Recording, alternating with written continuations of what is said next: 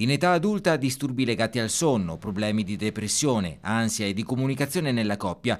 In età evolutiva disturbi del comportamento alimentare, dell'umore, di adattamento e da panico. I casi più osservati tra chi si è rivolto al consultorio familiare del Centro della Famiglia di Treviso, e questo solo nel 2023. In 5 anni di attività della struttura, oltre 13.500 le prestazioni fornite e più di 1.900 utenti da tutta la provincia.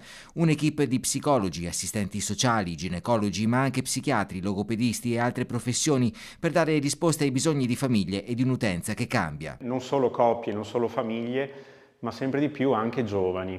E nel contesto che conosciamo di fragilità non solo dei giovani, ma anche degli adulti, questo è un segnale di presa in carico dei bisogni, ma anche di consapevolezza delle proprie fragilità, delle proprie fatiche. Soggetto del privato sociale, il consultorio contribuisce alla vita della collettività anche con interventi informativi con i comuni, nelle scuole e nelle parrocchie. C'è bisogno di questa rete sociale e tutti i soggetti hanno le loro responsabilità e i loro compiti.